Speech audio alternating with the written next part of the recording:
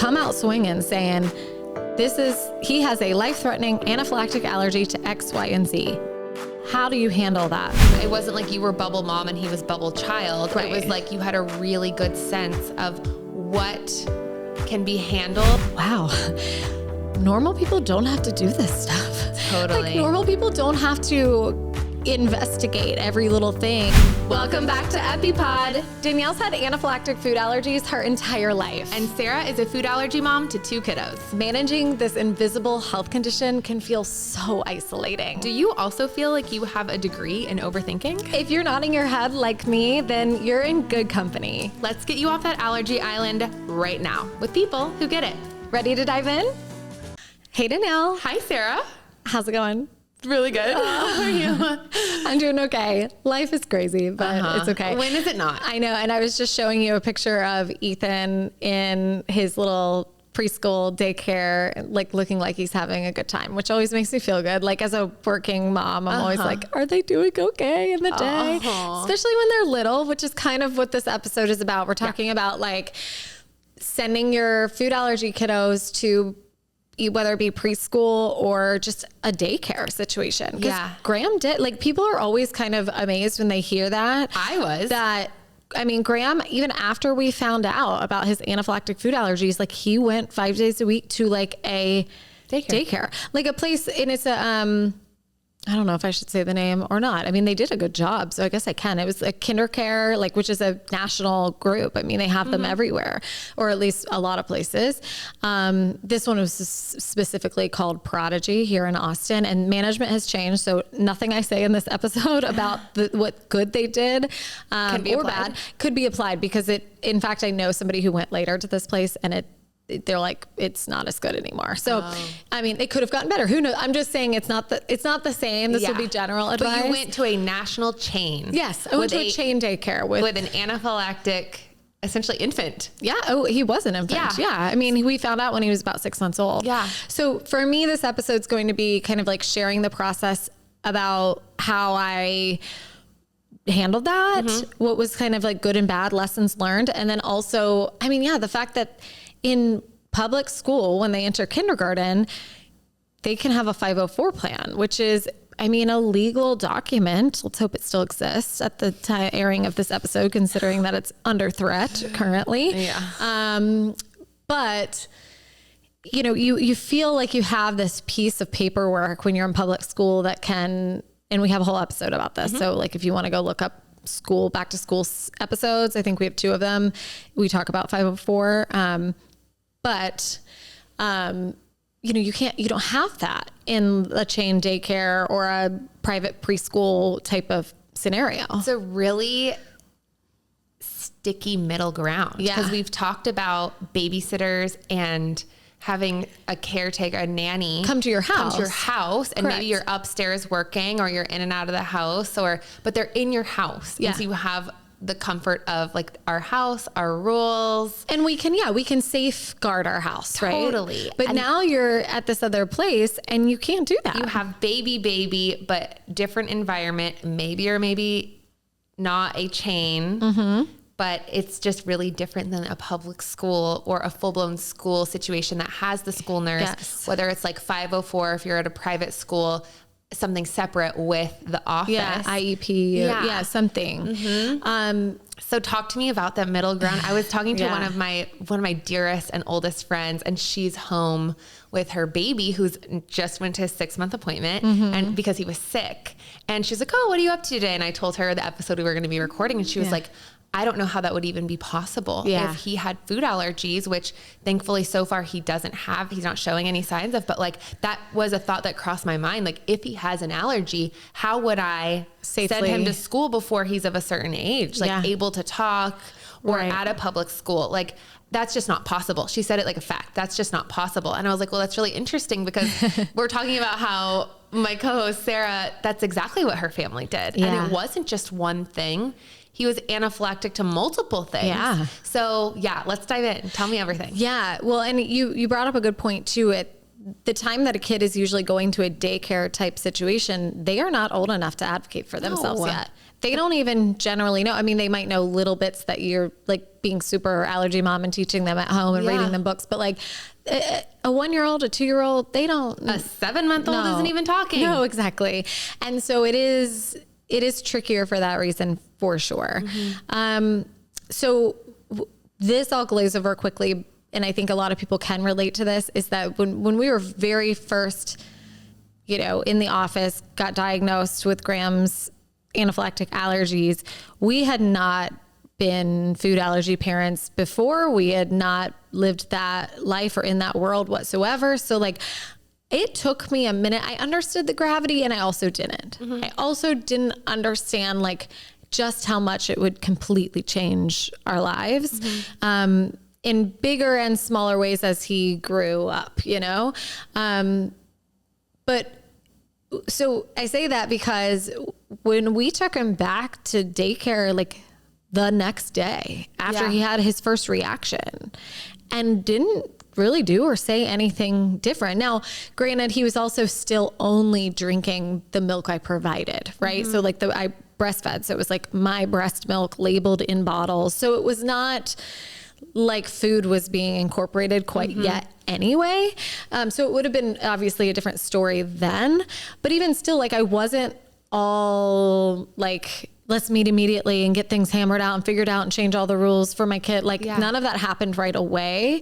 So that was my experience. Well, and then you keep like kind of turning the page and you're like, oh shit, or,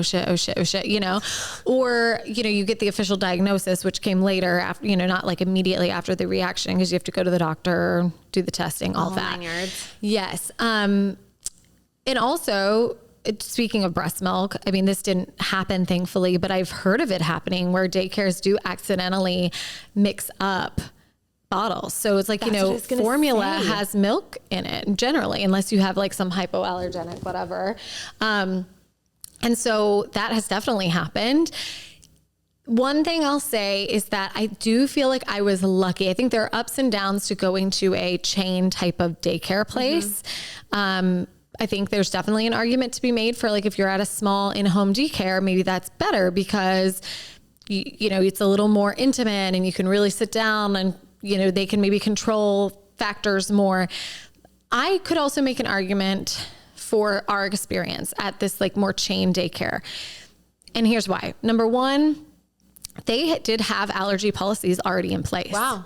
So I didn't have to go in from the ground up and tell, Susie down the street that watches my kid 3 days a week, like who doesn't understand allergies at all, who's never dealt with this, like, here's how serious it is. This is what an allergen is. Right. This is what an IgE allergy is. Exactly. It's not, if you give them a little, it's not as bad as if you give them a lot. Right. So all of these daycare workers were trained with epinephrine before I even had a kid with allergies. Wow. So in that way, these kind of bigger brand names, they usually already know what's up.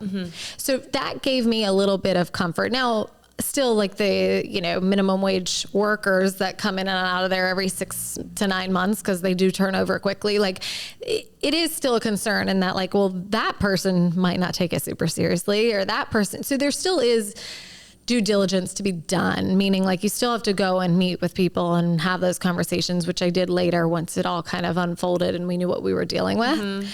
But I did find it very helpful that like even the kitchen, like the food they were served, right? Again, another in-home daycare, they're cooking out of their kitchen, right? Or if they're providing snacks, they're just like kind of willy-nilly providing it generally.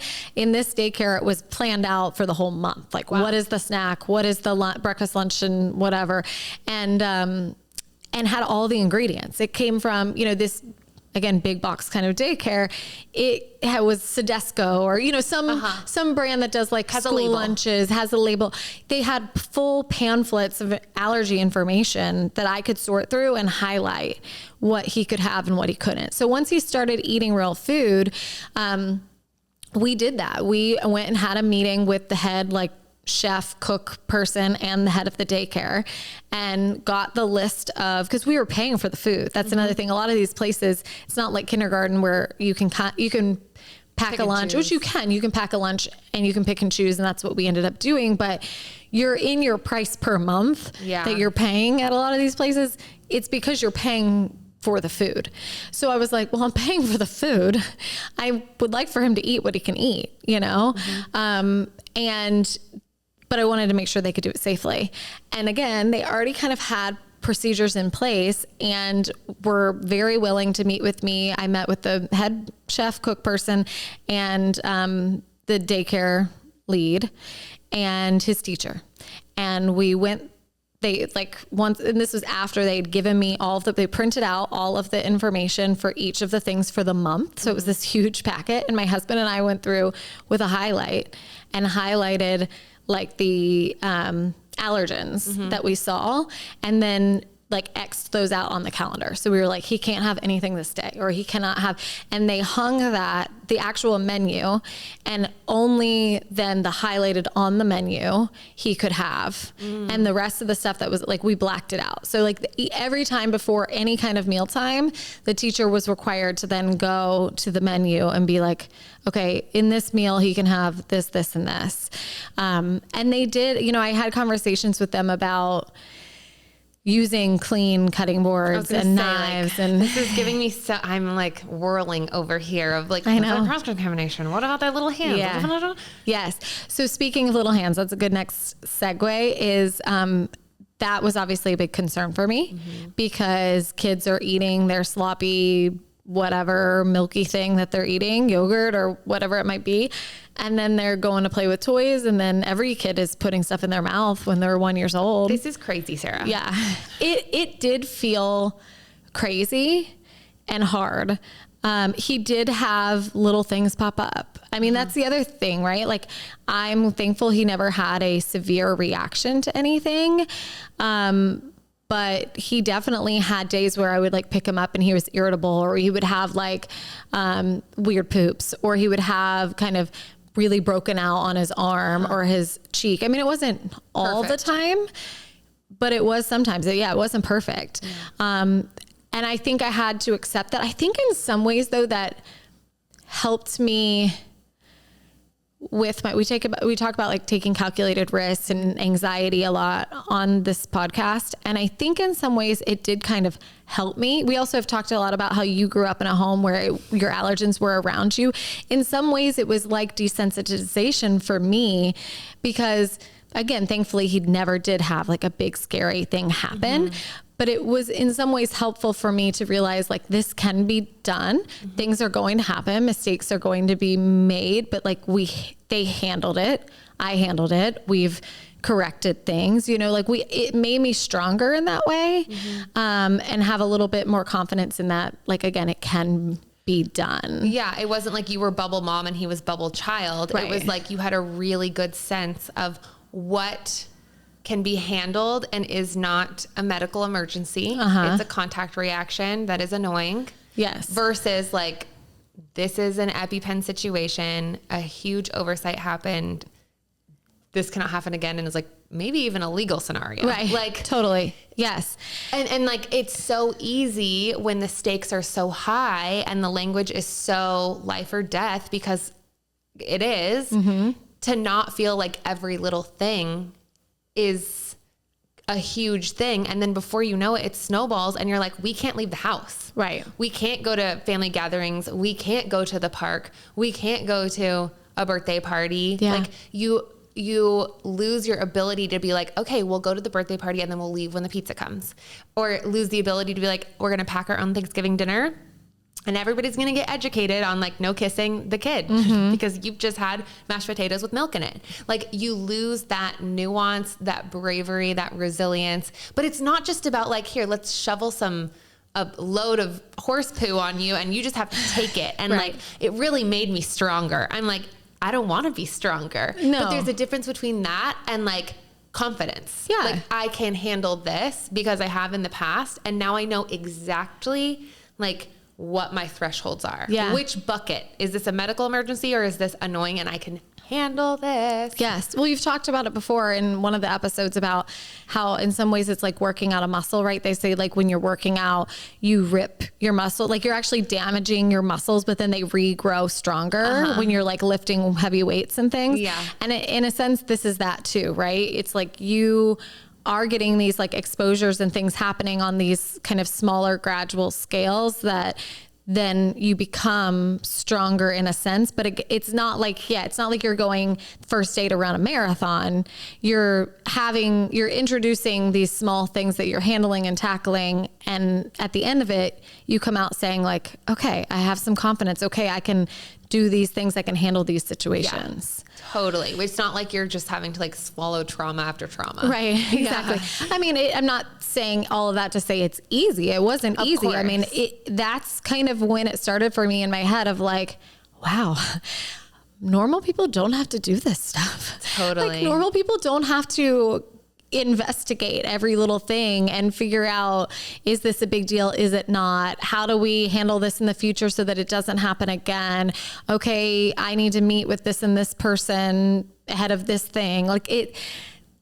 This is not something that the average person has to do, and you do have to do it in order to keep your child or yourself safe. And it's not fair and it's exhausting, but it is just kind of the way it is. And so I think I learned that in that process too. I mean, learned it is, I guess, not the right word, just like started to experience that feeling. But similarly to how I have handled, and we've talked about how I handled Graham going to kindergarten. I mean, I did a lot of the same stuff at daycare. Yeah, there's not a formal 504 document, but I definitely had probably quarterly meetings with the director and daily check-ins really with his teacher. I mean, staying in so much communication that you become friends with these people, like don't be afraid to just constantly communicate your needs, not in like a, aggressive way or an annoying way, but just truly asking questions and offering to help. Or, when I can think of a time that like there was a sub teacher, like somebody was filling in for the main teacher. And I asked a question. I don't even remember what the question was, but it was clear that they had no clue. Like they had not been told. Like I had told them that any new person coming in, like you need to make sure they know what's up. And this person was not told. And so it wasn't their fault. Totally. But that was a misstep. Like that was a problem. But the point of I'm trying to make is not, hey, this is scary, this could happen. It's ask the questions, keep in community. If you see anything, like figure it out, right? Like I saw that new teacher, which I didn't know was coming. And I asked a question to kind of gather information. And then I was able to go to the director and be like, hey, this actually didn't happen the way it was supposed to. And we had a conversation. They knew better for the next time, you just have to do that. And it's annoying, but it's necessary. And, so that would be, definitely a recommendation of mine is to just continually meet with these people before, of course, but then throughout their time there and just being as friendly as can be so that the times when you do have to kind of lay the law down a little bit, the hammer. Yes. You are not seen as like this big, scary, annoying mom. Like you're just like, hey, we talked about this. You need to get on it, Yeah. It's just like, I can't imagine. Like, I can't imagine how, like, after that would happen, like if the scenario you just described, like, that's it, we're out. I know. Like, I'm taking him home. I know. Like, but you kept going. Yeah. And I mean, in some ways it's like, I felt like I didn't have a choice, which is a problem for a lot of families. I mean, in general, take allergies out of it. Childcare in this country, like the way the system is set up, I mean, people who don't have money or access or whatever, I mean, it's near impossible to find legitimate childcare that is affordable for your kid. And then you're supposed to work, and how do you pay the groceries and the house payment? I mean, it's like, but you can't work when your kid's home, but you can't find good childcare because you can't make enough money. Like it's all a sham, and it's it's horrible. Yeah. And then even for me, which thankfully I'm, you know, definitely privileged that I don't have those obstacles necessarily. Like I live in a big city, Mark and I make enough money to afford childcare. It's still hard to figure out where to send your kid, who has openings, you know, just being on the ball about, like meeting with people and having that time and space to do that. It makes it feel really impossible, but for a lot of people, there is no other option. You have to find somewhere for your kid to go. And I kind of felt like that too, because I was a working mom. I was still in news at the time, which was also really scary because I didn't feel like I could like get to him as quickly as I needed, which was the reason I kind of left news, or one of the big reasons. But you know, I was like, I think this is the best I can do. That was basically it. So, I mean, to dial it back, we definitely, any other time we looked somewhere else. So eventually when we did leave that daycare, it was because Ethan was born, and I decided, well, it's basically just as much money to have a nanny, right? Yeah. Which we already talked about the nanny episode, but so we found a nanny, and then Graham did though, because he was already used to going to school. I didn't want him just like totally so we put him in a Mother's Day out that was like half day, 3 days a week. And then the rest of the time he was with the nanny. So I did have to do it all over again. And this time we had a lot more like knowledge of what he needed, what was important. And I would say, you know, the steps I followed for the new place was before he's enrolled anywhere, if you know about the kid's allergies, like do the thing that we've said before in episodes, come out swinging saying, he has a life-threatening anaphylactic allergy to X, Y, and Z. How do you handle that? Like how do you handle food allergies here? And see how they react right away. Are they confident? Like, oh yeah, we have 5 other students. This is what we have in place for them. Does that make you feel comfortable, or do you need other accommodations? Or are they like deer in headlights and you turn right around? Or are they like, oh yeah, allergies, we got this. And like dismissive, right? Because that's not okay either. So getting a feel for like how seriously they're taking it, how much knowledge they already have, if they have any policies in place, that's number one. You feel good about it. Okay, great. Then sign them up. I always meet with the director and I always meet with the teacher, sometimes together, sometimes apart, but either way, both of those people need to be like on the same page. I always come in with a very structured, like printed out documents for them. So like, yes, most schools require that you have like a medicine intake form, and they have a, you know, we need your fare form, but it like beyond that. And we've talked about this in the school episode too, where I come in with a like bulleted list of like top things that I need them to know about my child in particular. And these are things about either how they've reacted in the past, or like, you know, hey, if they get rashy, here's the protocol I want you to do. And then also bullet points that aren't maybe specific to them, but aren't on the fare form necessarily, or aren't as easily, like I want to drill it in. So one of the things I always say is, and we've talked about this before on the podcast, but the order of events, right? Like use the Epi, call 911, then call me. I put things like, they don't have to be, I literally write it out. I say, they don't have to be struggling to breathe to use epinephrine. Like that is a bullet point on my like one pager of bullet points that is like highlighted and bolded so that they understand. Like I go through these things with them verbally and showing them on a document. You don't know if someone's better of like visual learner or listener, you know? So true. So like I try to cross all those T's and dot all those I's before my kid sets foot in the door. Then of course do the trainings with them. This is something you can do regularly, even if it's like twice a year or something. That's better than nothing. And then, staying in constant communication, making sure again on that form, I say, even if it's not a 504 plan that holds them to it, like I say, I want to be involved with classroom activities that involve food. I would like to not have these types of food in the classroom around them, any kind of like hand washing policies that you feel are important for your kid. Field trips. Yes, all of that should be a conversation before your child goes to school, and then checking in with them regularly. A lot of daycares and things, they do have kind of mid-year check-ins just for everybody. And so that's a time to bring those forms back again and just say like, do you need a refresher? Like, or do you mind if I go through this again? Just make sure everybody's still on the same page. Like that's definitely something I've done before too. I feel like when we've gotten this question a lot, when we were talking, we had like a Q&A about school nurses and like somebody was about to lose their school nurse. Oh yeah. And they were like, I think I need to switch schools because if there's not going to be a school nurse, then it's a no. Well, at a daycare, yeah, it's very rare that you have a school. It has to be a really dang big daycare. Right. Never heard of a daycare with a school nurse. Yeah. Or a daycare nurse. So yes. Was that, it seemed like it was a non-negotiable for people and where they were sending their kid to school. Public school. Yeah. If am I right? Am I wrong? Like that there aren't nurses in daycares? No. So Ethan's school now, he goes to a preschool that also has a private school, like up until a certain age. Like, I don't think they have high school, but like you can, for kindergarten through whatever, you can go to school there. And, so they have a school nurse at Ethan's school. So nice. Only because of that. Like they have one for the big kids. So the daycare portion or like the preschool portion can use it. Nice. But no, I mean, Graham's daycare, there was no school nurse.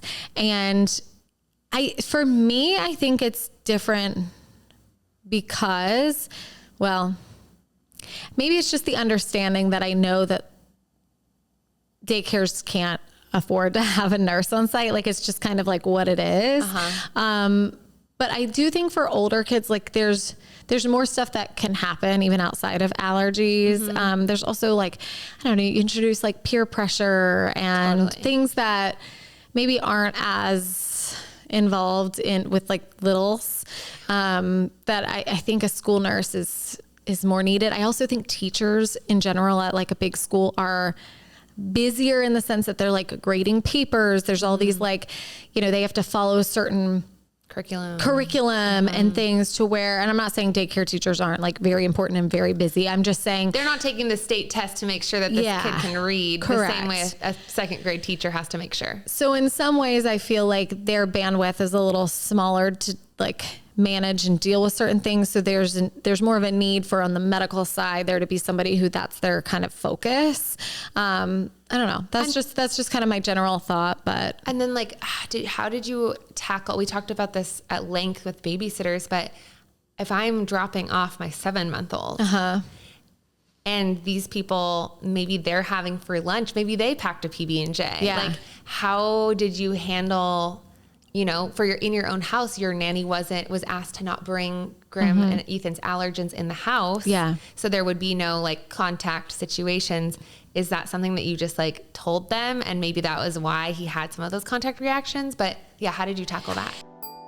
Now it's time to hear from one of our sponsors, Larissa's Kitchen. Get 20% off the only certified top 9 allergen-free meat snack at larissaskitchen.com. That's LORISSAS kitchen.com. Use promo code EpiPod. Not only are they certified top 9 allergen-free by Menu Trinfo, they use 100% grass-fed and finished beef or free-range poultry, and they're zero sugar. Larissa is an allergy mom that knows the struggles firsthand and founded Larissa's Kitchen to enable everyone to snack fearlessly. Use promo code EpiPod to get 20% off your first order at larissaskitchen.com. LORISSAS kitchen.com. Yeah. So I had to decide for me what I thought was reasonable, but also important for hand washing for my particular child. So this won't apply for everyone. Totally. But I think coming up with that kind of personal policy, if you will, and seeing what their response is to that. Like, don't be afraid to ask for it. They might come out and say like, we cannot do that. And then again, you have a decision. Like you have agency to say, we're going to find somewhere else or do something different. Hopefully you do. Or even if it's like, you have to wash your hands if you eat something and then touch the kid. Right. Yeah. So I never said, no, you can't have it. But I did I got really serious with these people. Like they're main teachers in the classroom who were watching my baby. I remember Miss Debbie was her name, and she had been at that daycare for like 10 years. So it was really, really comforting because I was like, okay, like she's so good with these kids. So that was really a luxury. But, I went to her and I'm sure at times like in tears about how worried and don't be afraid to show that emotion, because I think it really conveyed the message to her of, like, this is no small thing. Like, I'm leaving you with my baby who one wrong move could have a life-threatening reaction. Like, this is very serious, and I'm very scared, and I need to know that you've got this, you know? And like, these are the things I'm asking of you to make sure that my kid is safe. And, you know, generally people do want to help. And I think that when they really get that message and you're clear in delivering that message, generally they're going to want to help you, and they're going to say, I got you. Like, I will wash my hands. I'm not going to eat that thing. And that is thankfully what I got from people. But so, who knows, maybe they will ban a certain nut if it's just one nut and it's a highly reactive child. Like, you don't know till you ask. Yeah. So just ask. But be prepared to it's kind of like a job, right? Like, be prepared to walk away. Yeah. Like, if you set a benchmark for yourself and you feel like they're not treating you fairly, you got to be prepared. This is my limit, or this is my benchmark, and move on.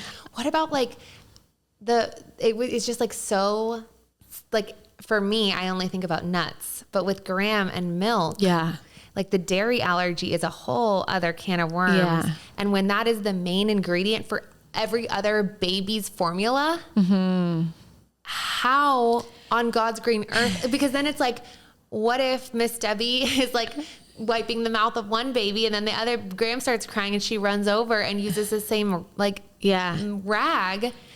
It's just like, there's so many options for mistakes. How did like that work with bottles and also with like the cleanup of baby things? So one thing that's in my bulleted list is about throw up. Okay. So like, kids puke and like have spit up all the time. And so like, prompt cleaning and like accurate cleaning, like, meaning you're like making sure you're really doing a good job of like cleaning it up, and making sure that like, if Graham was around it, that he was like cleaned up, I was notified. Like, that's actually a part of that for me. So that's a really good question. And then one thing too, if they don't have this policy, ours did, but if yours doesn't, we had, everybody had to use the same labels to label bottles. So like, they would give you the labels to put on your bottles for like, to put your name, the child's name on it, and like amounts. And I don't remember, there was a couple like forms, lines. And they had, I think everybody had blue or yellow or something labels. Ours were red. So it was a big, it was like a big square label that went almost all the way around the bottle that they gave us, and allergy kids had red labels. We also had his milk kept in a different fridge. Oh, nice. So they had small mini fridges in the rooms to have the baby bottles. And I asked, again, you're not going to get something if you don't ask. I asked, like, can his be in a separate, like, I'll buy it. I'll buy the like little mini fridge just to keep his bottles. That's what I was going to say. I'm just like flabbergasted of like, I can't imagine putting my lunch in a fridge where every single lunch has peanuts in it. Like, I just couldn't imagine it. I think, and I think it got to a point where it didn't like immediately have his own fridge. So it was in separate things. We were really diligent about labeling, both with the labels on the bottle and then also like on our little box, that went in there.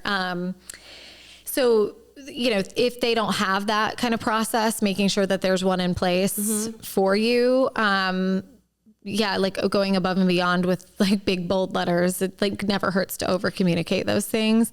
And then I think, like we've talked about before, I hear you and I'm with you on everything you just said. And you have to try to remind yourself of the science, right? Like my kid's bottle that has a lid that is sitting next to a bottle full of walnuts, hazelnuts, milk, peanuts, all of the eggs, all of his allergens could be literally touching even the bottle. And the risk to Graham, while not zero, is very close to zero. Like if he drinks his own milk, he's gonna be okay. Like he's not gonna have a crazy reaction. Now, again, like I have talked to people whose kids was allergic to wheat and like accidentally picked up a goldfish, and ate it and had a reaction and literally had to like epi their kid. Things happen. I'm not saying they don't happen, but I think knowing your kid, really over communicating with daycare, really over labeling, really like checking in and having these like sit down, serious, emergency conveying type of meetings with them. And then again, making yourself aware of like actual risk and trying to talk yourself down off the ledge a little bit. It can be done. Like we did it. Millions of, maybe not millions, lots and lots of people do it. It's not safely. like a severe allergy diagnosis equals you cannot send your kid. You have to become a stay-at-home mom. You have to give up your career. No. You have to remerge the house to afford a nanny. Like you can do it. You can. A lot of people feel that way though. Like I talk to them online all the time, and it's a legitimate feeling. I'm not saying it's not, you're wrong to feel that way. Of course. But I do think it's coming from, for the most part, a place of anxiety and not a place of fact. And research. Again, that's not the case for every single allergy kid there are some people who are so sensitive that truly being even in the same room with or one single touch of can cause anaphylactic. That is a thing that happens. I think it is extremely rare. So having educated conversations with your doctor and finding out like the real risk and truly demanding that your brain focus on that, the real facts, the real research versus living in anxiety and having that dictate every decision that you make, I think is really, really important. I think that's so important because like it starts with the daycare. And if you start building that muscle of I am going to let research rule my life, not fear, that is going to continue on through elementary school, middle school, high school, sending them to college, them being a young adult, then themselves and how they think of their allergy. In the back of my mind, I hear my allergist every time I'm in a movie theater and 3 rows away, somebody's opening peanut M&Ms and I'm like, and I feel like gathering up my tote bag and running for the parking lot. I'm like, how many movies have you sat through before? And how many times have you asked your allergist this question? The answer is he's a patient man and definitely more than one. And I hear his voice and he says to me all the time, I am not concerned about you being in the same room as Peanuts. I'm not concerned. It would be an absolute anomaly for you to go into anaphylaxis from the air. That is a very, very few people. For you specifically being your doctor, you do not need to gather the tote bag and run for the hills, AKA the parking lot. And so I don't. Yeah. And I have it my whole life. I go on like my past experience of like how many movies have I sat through. But unfortunately, being a parent of 7-month-old, you're like, I don't have any experience doing that. So you really do have to lean on your relationship with your allergist who does have constant new research and fact. And just like committing yourself to, I am going to live my life on what my allergist says, on research, on science, not on fear, not on anxiety. And oh my gosh, please hear me, not on what you see, the Facebook allergy mom group of these like crazy safety behaviors, because that's what they are, that every single family does. If you were to gather all of those up and try and implement them into your life, you will go crazy. I know, because I was there during the pandemic. So like truly, like this sucks. And what an opportunity to like right out the gate, build the muscle of I'm going to do this in as healthy of a way possible as I can. Because you talk about like being safe, like I need to do what's best for being safe. I want to be extra safe. And it's like, yeah, but also like what's going to be safe for their brain, for their mental health, for your brain, for your mental health. If you are living in a state of fight or flight and stress, and then they see that as normal, like, holy cow. Yeah. That will, who knows the domino effect of other health problems that could set off. Like your lifespan that people talk about, like the body keeps the score. It really does. So like, that's also something when committing to this muscle is like, oh my gosh, like right out the gate, I'm going to commit to being safe in all senses of that word. Of my anaphylactic food allergy and protecting my brain from stress. No, it's totally so important, just like anything else. Because you can't be unsafe, but if you're way over here, you're endangering yourself in a totally other way, but just as a insidious one, just a more quiet, not anaphylactic one. Totally. And while I was planning in my head, I'm like, that is such a good way to end this episode because that was just so well thought out and you said it well. But I was like, shoot, she just made me think of one more thing that we didn't say. And then we're going to peace out. Say like anything else that you could like go back and tell past you, like about to put 7-month-old Graham in daycare. Yeah. And I'll answer that in a sec. But what I was thinking of when you said something was about, and I know we'd get this question or someone's thinking it and like, why aren't they talking about this, is where they sat for lunch, meals.